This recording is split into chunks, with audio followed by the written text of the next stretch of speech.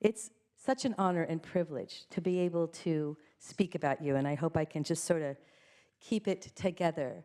You're an amazing public servant that embodies the heart and soul of this state. Your legacy will live long beyond your time here, and we all know that. And from day one, you have been a fighter. Many have already spoke about this, but I just have to just say it again. You always fight for what's right. You always make sure those that do not have a voice have a voice. And you always make sure those that don't have a seat at the table have a seat at that table.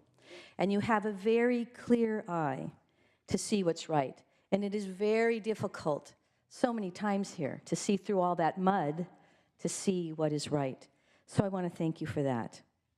Many people have talked about your fight, your commitment to people who are dealing with mental health challenges. And obviously, your work on Proposition 63 continues to serve the lives of so many in this state and will into the future. You have created networks and support for families that at times felt no one was listening and no one cared. And as you know, it was many years that we had not really looked as closely and supported these services in the way we had. So you've made such a huge change. And when it comes to mental health services, members, I want to tell you, when I'm in my district and I'm meeting with families who are dealing with these challenges, they know who Daryl Steinberg is. And if you mention Daryl Steinberg's name, they smile. And that is such a great tribute to Daryl. You've made such a difference. And from the time you were a city council member, you've never given up that fight. You've always wanted to be a leader. And during the height of the budget crisis, you were the leader. And you wanted to be the leader. That's even more remarkable. And you stepped up. And you stepped up with some other very courageous colleagues as well. And we all know, we've all talked about it, many of us have lived through it. Those were the most difficult and darkest days.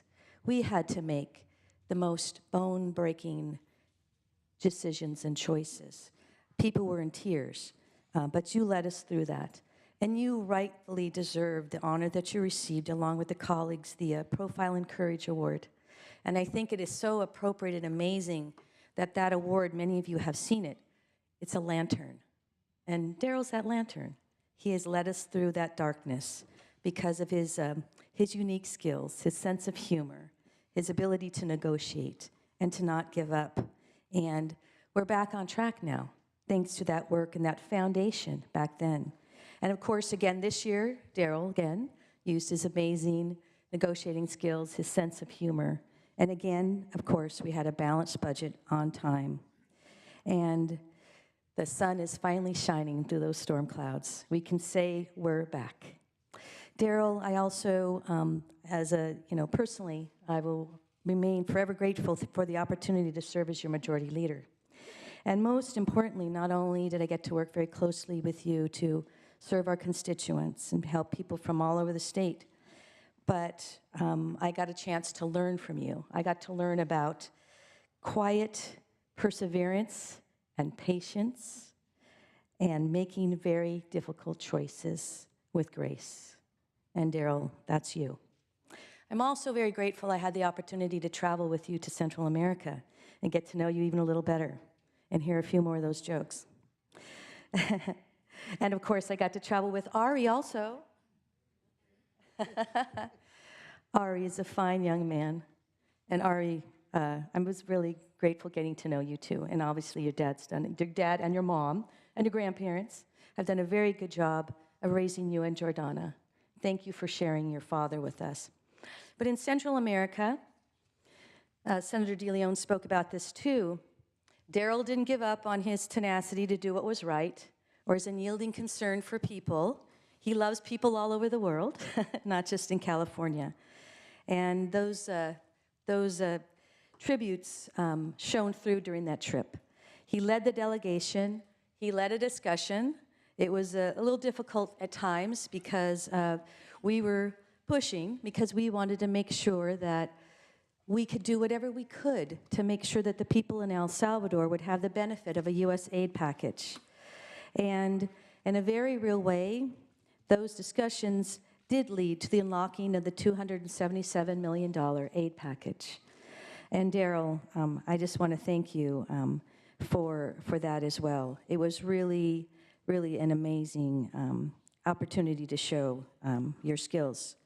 And I have a little present for you, but I think first I'd like to make these part of my comments. I would be very remiss to say, and I know all of us feel this way, we are also very grateful that you have served during this time, that you have given up time with your amazing and wonderful family. We want to thank your wife and your children and your parents for allowing you to spend that time with us on behalf of the state of California. Thank you to you and your part in all of this.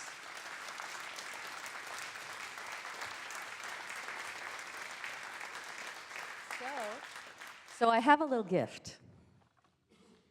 And I hope you don't mind that I opened it because I want to share a few words from this book. This is the Pretty Good Joke book. It's only the Pretty Good Joke book because, of course, he has the best jokes. And I wanted to read a few jokes because those of you who have heard about Daryl's jokes, some of you have heard Daryl's jokes, some of you have just heard us talk about Daryl's jokes. There's a few jokes in this book that I thought I would read just to give you all an opportunity to understand what types of jokes our fearless leader tells us. So, Daryl, did you hear about the silkworms in a race?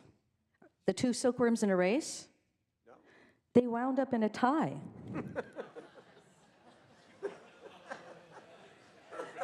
Do you know how the man in the moon cuts his hair? Eclipse it. And Daryl, this one, I know you could tell this one. Is there another word for synonym? And this one doesn't apply to you, but I think this one's pretty cute too. I always wanted to be somebody, but I guess I should have been more specific. And the last two jokes I will tell before I hand this book over to you. So, let's see. One is about Democrats and one is about Republicans because we must be fair. How many Democrats does it take to change a light bulb? Anybody know? 17.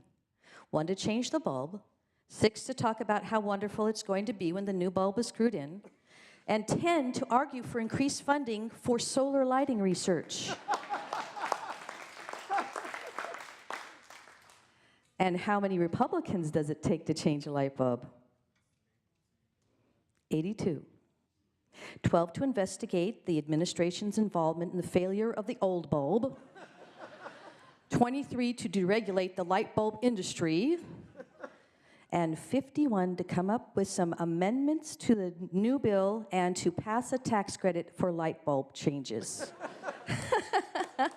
All right, Daryl, I hand this over to you. I know you will use it very well.